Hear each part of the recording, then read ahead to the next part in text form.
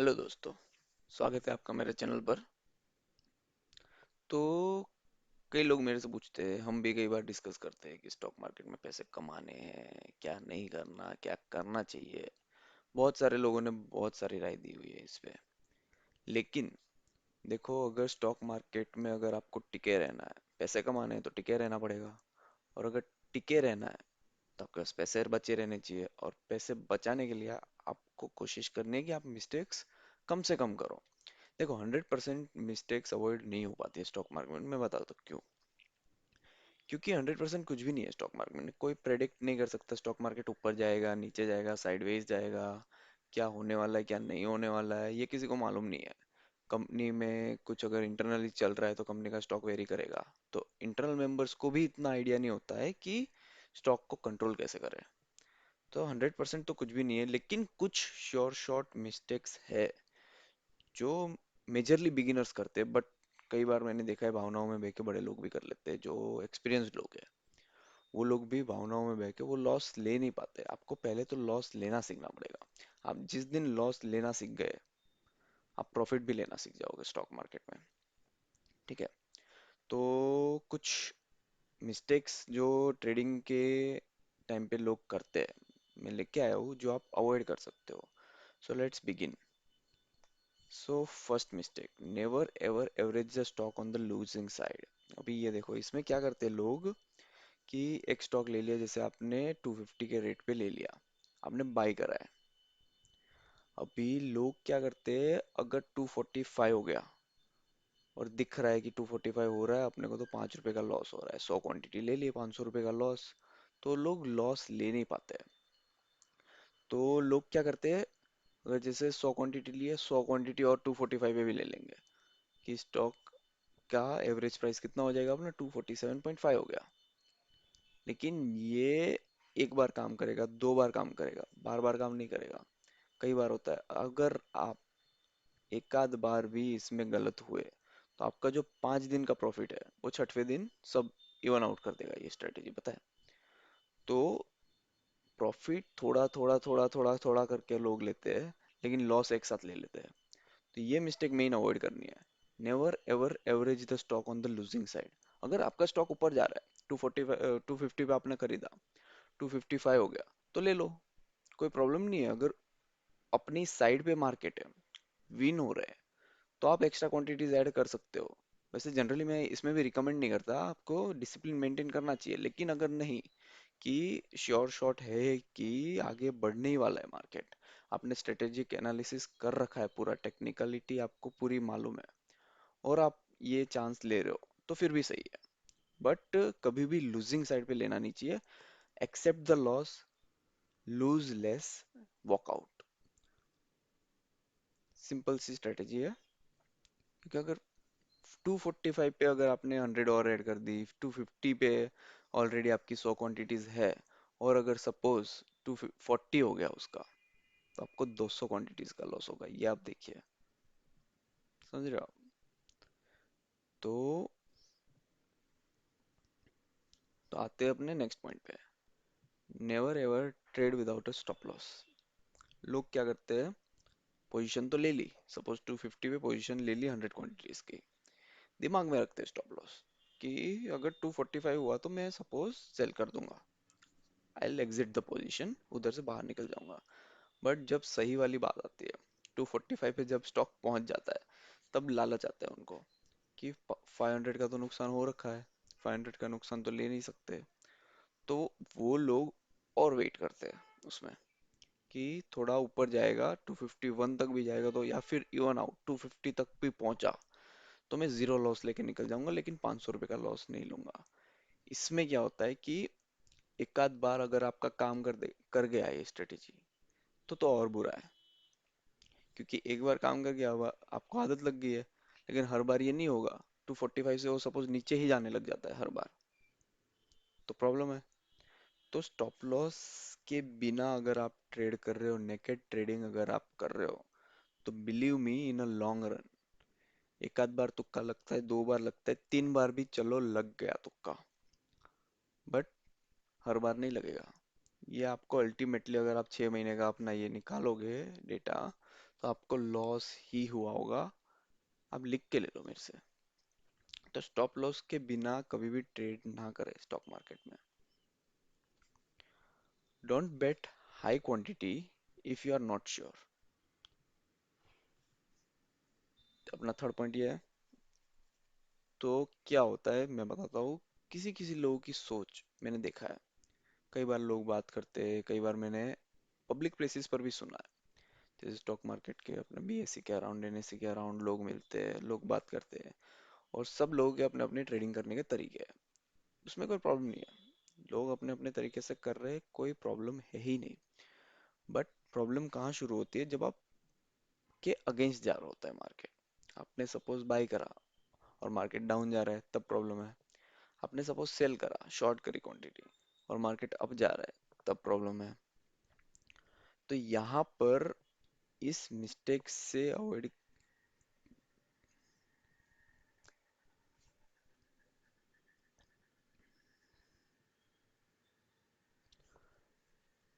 तो आते हैं अपने थर्ड पॉइंट पे। Don't bet high quantity if you are not sure.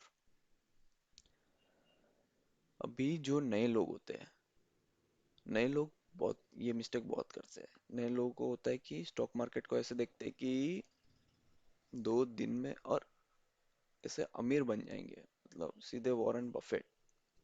लेकिन ऐसा होता नहीं है जनरली मार्केट में। जो लोग आते हैं ना, लोग स्टॉक मार्केट में अभी जैसे लॉकडाउन हुआ, लोग एंटर क्यों करे। किसी की जॉब जा चुकी है, किसी के पास बहुत टाइम है, चलो स्टॉक मार्केट कर लेते हैं। किसी को लालच है पैसे का, किसी ने किसी किसी की स्टोरीज सुनी हुई है कि फलाने अंकल ने एक दिन में पैसे डबल कर लिया। फलाने अंकल ने, फलाने के दोस्त ने एक ही दिन में 20,000 का प्रॉफिट ले लिया। अरे तो एक बार ले लिया, बार बार अगर होता, इतना ही आसान होता स्टॉक मार्केट से करने वाली चीज, पैसे कमाने वाली चीज, तो सब लोग ही कमा रहे होते। तो जो पैसे कमा रहे अगर सब लोग, तो पैसे गवा कौन रहे।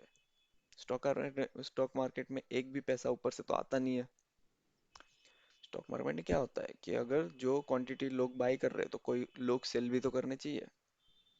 तो अगर आप पैसे कमा रहे हो तो किसी के पैसे जा भी रहे हैं ना। अगर सब लोग ही पैसे कमा रहे हैं तो पैसे जा किसके रहे हैं। समझ रहे हो आप।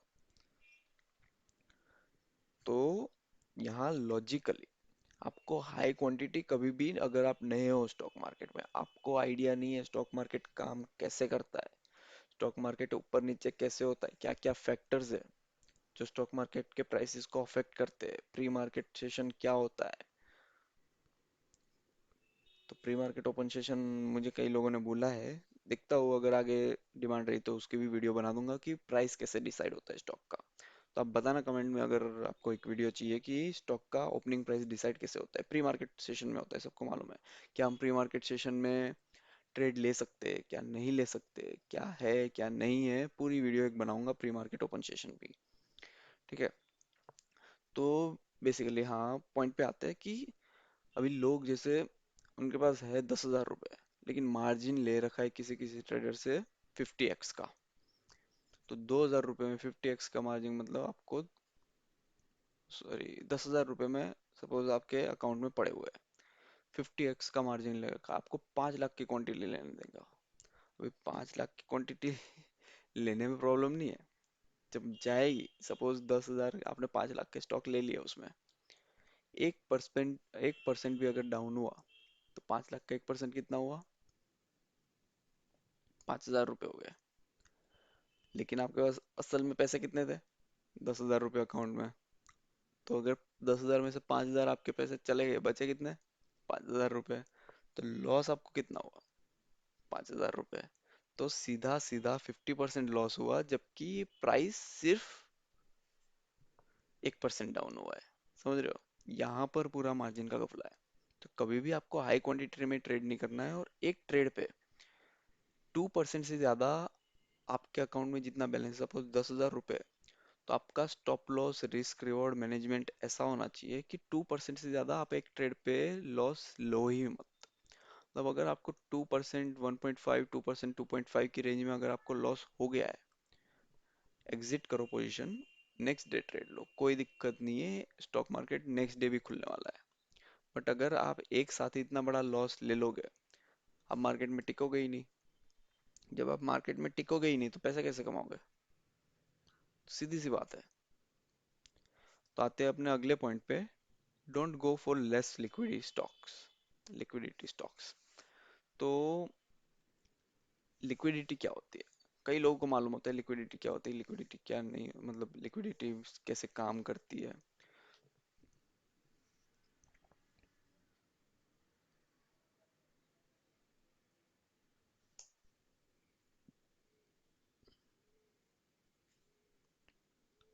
तो आते हैं अपने अगले पॉइंट पे। Don't go for less liquidity stocks. ज्यादातर लोगों को वैसे मालूम रहता है कि लिक्विडिटी क्या होती है। देखो, तीन टाइप के स्टॉक्स होते हैं: लार्ज कैप, मिड कैप, लो कैप। ठीक है। लार्ज कैप में लार्ज मार्केट कैपिटल है, बहुत सारा पैसा लगा हुआ है। Mid cap medium market capital है, कैपिटल इज मनी बेसिकली। और लो कैप में होता है कि मार्केट कैपिटल बहुत छोटा है, छोटी कंपनी है, बहुत कम लोग हैं और साइज भी कम है। तो लिक्विडिटी क्या होती है? लिक्विडिटी वो होती है जिसमें ज्यादातर लोग पैसे लगा रहे हैं, पैसे निकाल रहे हैं। अगर सपोज लिक्विड स्टॉक नहीं होगा तो क्या प्रॉब्लम आएगी, मैं आपको बताता हूँ। आपने सपोज एक स्टॉक ले लिया, कोई सा भी एबीसी स्टॉक ले लिया, उसमें लिक्विडिटी नहीं है, लोग ज्यादा आ नहीं रहे। 250 की प्राइस है, आपको 255 पे सेल करना है, लेकिन कोई बायर ही नहीं है 255 पे। लोग आ ही नहीं रहे ना, लोग सपोज कम आ रहे हैं। तो लेस लिक्विड जो स्टॉक होता है ना, उसमें क्या होता है, प्राइस ऐसे 5-6 रुपए 5-6 रुपए ऊपर नीचे होता रहता है। मतलब कि एक तो स्टॉक को मैनिपुलेट करना बहुत आसान है, जो लेस लिक्विड स्टॉक है। अगर कोई बड़ा खिलाड़ी आ गया तो रिटेलर को आराम से प्राइस मैनिपुलेट करके सब पैसे को ले सकता है। तो आपको बहुत ध्यान रखना है कि आप एकदम लो कैप में तो without prior information studying about the company, की कंपनी क्या है, कंपनी का बैकग्राउंड क्या है, मैनेजमेंट क्या है, आप इन्वेस्ट कर रहे हो अगर पैसे, तो प्रॉब्लम नहीं है लो लो कैप में। लेकिन अगर आप ट्रेडिंग कर रहे हो, इंट्राडे कर रहे हो बेसिकली, तब प्रॉब्लम है। तब लो कैप में आप जाओ ही मत। आप मिड कैप, और मैं तो सजेस्ट करूंगा कि लार्ज कैप में जो एफएनओ के स्टॉक्स होते हैं, फ्यूचर्स एंड ऑप्शन के स्टॉक, उसमें लिक्विडिटी बहुत अच्छी बनी रहती है, मैंने जहाँ तक देखा है। उसमें आपको बाय बाय करना है तो बाय सेलर्स भी मिल जाएंगे, सेल करना है तो बायर्स भी मिल जाएंगे। तो ऐसा नहीं कि अगर आपको 255 पे सेल करना है तो आपको 260 तक वेट करना पड़ेगा कि नहीं नहीं यहाँ पर है, या 253 पे सपोज सेल करना पड़ रहा है। आपको जिस प्राइस पे सेल करना है उस प्राइस पे आपको बायर अगला मिलेगा ही।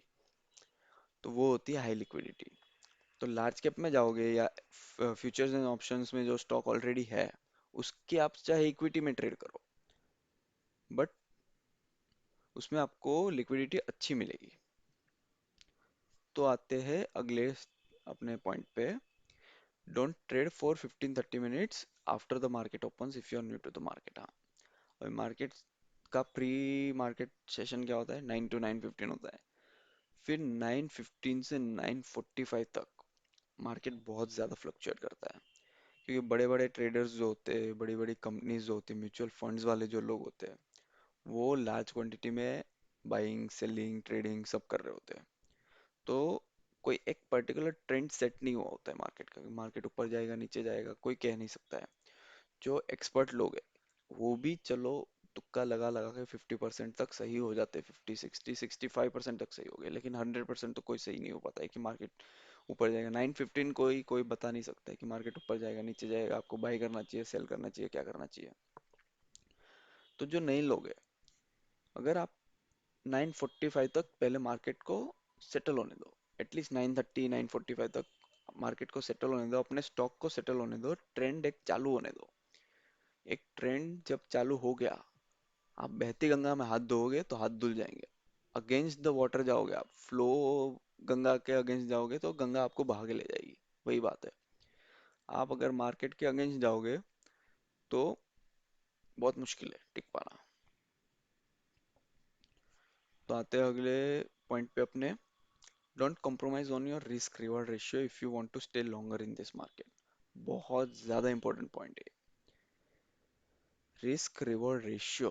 आप बताना, आपको मालूम है रिस्क रिवॉर्ड रेशियो क्या होता है क्या नहीं होता है? ये अगर आपको मालूम है तो ठीक है, नहीं मालूम है तो आप कमेंट में बताना, मैं इसके ऊपर एक अलग से वीडियो बना दूंगा कि रिस्क रिवॉर्ड रेशियो क्या होता है, कैसे मेंटेन करते हैं, और क्यों ये बहुत ज़्यादा इंपॉर्टेंट है मार्केट में टिके रहने के लिए। अगर ये रिस्क रिवॉर्ड रेशियो आपने मेंटेन नहीं करा है तो घूम फिर के आपका या तो ज़ीरो होगा या लॉस में जाओगे आप। अगर आप at the end of the day अगर 6 महीने का अपना डेटा निकालते हो, अपनी अर्निंग्स निकालते हो, पीएल स्टेटमेंट में अगर आप चेक करोगे तो या तो ज़ीरो होगा, ऑलमोस्ट ज़ीरो होगा आपका प्रॉफिट लॉस, या नेगेटिव में ही होगा। ऊपर अगर आपने रिस्क रिवॉर्ड रेशियो मेंटेन नहीं कर रखा है अपने ट्रेडिंग के टाइम पे, तो आपका प्रॉफिट होना बहुत ज़्यादा मुश्किल है, अनलेस कि आप बहुत ज़्यादा लकी हो, या फिर आपकी टेक्निकल एनालिसिस इतनी डीप है कि आपने मार्केट को बीट ही कर दिया। तो basically risk reward ratio short में समझाओ अगर आपको, तो क्या होता है कि आप रिवॉर्ड रखो 2 रुपए का, लेकिन रिस्क रखो 1 रुपए का। समझ रहे हो? स्टॉप लॉस आपने लगाया 245 पे, अगर 250 पे बाई है अपना, स्टॉप लॉस लगाया 245 पे, लेकिन आपने रिवॉर्ड जो रखा वो एटलीस्ट वन से ज्यादा रखो। वन से ज्यादा मतलब कि 245 मतलब 5 रुपए का अपना लॉस है, तो एटलीस्ट 5 रुपए का प्रॉफिट तो रखो ही। तो 1:1 का रेशियो हो गया वो। मैं रिकमेंड करता हूँ कि ऐसे आप 1.52 तक जाओ, तो 257, 258, 260 तक अगर आप अपना मिनिमम रिवॉर्ड रखते हो 245 के स्टॉप लॉस पे, तो वेल एंड गुड। वरना स्टॉप में पोजीशन लेने की जरूरत ही नहीं है, स्टॉप को जाने दो, पास करो। ऐसा नहीं है कि आपको हर दिन इंट्राडे करना ही है तभी आप सक्सेसफुल हो पाओगे। जो बड़े बड़े इंट्राडे ट्रेडर्स होते हैं वो भी हर दिन पोजीशन नहीं लेते, they wait for the right opportunity. अगर आपको अपॉर्चुनिटी मिलती है, आप ट्रेड लो। अगर आपको पूरे दिन अपॉर्चुनिटी नहीं मिलती है तो जबरदस्ती स्टॉक में जाने की जरूरत नहीं है, जबरदस्ती पोजीशन लेने की जरूरत नहीं है। अल्टीमेटली वरना आप लॉस लेके ही निकलोगे। तो कॉम्प्रोमाइज नहीं करना है, risk reward ratio, stop loss और क्वांटिटी में कभी भी कॉम्प्रोमाइज नहीं करना है। ये आप चाहे तो लिख के रख लो अपने, मतलब बोर्ड पे चिपका लो जहां आपको दिख सके जब आप ट्रेडिंग कर सको, कि ये चीजें अवॉइड करनी ही करनी है। नेक्स्ट पॉइंट है अपना, don't over think and over analyse your loss. अभी लोग क्या करते हैं ये मैंने बहुत देखा है, ये बहुत सारी, मतलब ये इतना कॉमन है कि सुबह सुबह ही सपोज आपको लॉस हो गया 500 रुपये का, लोग ट्राई करते हैं कि अभी तो पूरा दिन पड़ा है, 500 रुपये आज ही रिकवर करूंगा मैं। यहाँ हो जाती है भावनाओं में बह के गलती। आपने एक बार इमोशन अपने ट्रेडिंग में डाल दिया, आपसे गलतियां होनी स्टार्ट हो जाएगी और आप लॉस लोगे। इमोशन नहीं डालना है, ओवर थिंक नहीं करना है। लॉस लेना एक पार्ट है स्टॉक मार्केट का, लॉस लेना सीखो पहले तो।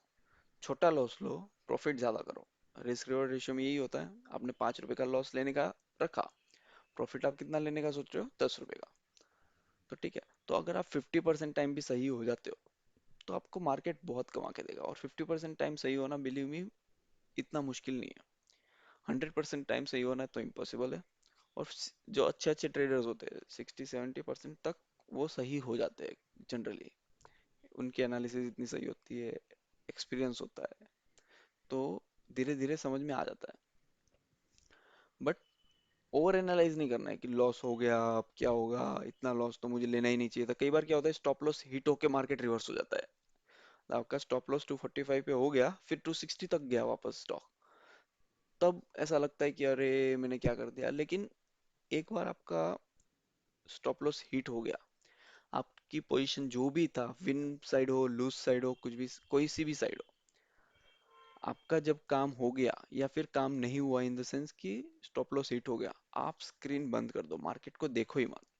तो आप ओवर एनालाइज कर ही नहीं पाओगे। अगर आप मार्केट को देखते रहोगे तो आप एक और पोजीशन लोगे और एक और गलती करोगे, सीधी सी बात है। तो वो नहीं करना है। तो दोस्तों आज के लिए इतना ही। आप कमेंट्स में ज़रूर बताइए आप क्या स्ट्रेटेजी फॉलो कर रहे हैं, क्या सही है क्या गलत है, क्या वीडियो में सही लगा क्या गलत लगा। और कुछ पॉइंट ऐड करना हो, कुछ चीज़ गलत लगी हो, तो आप कमेंट में ज़रूर लिख के बताइएगा।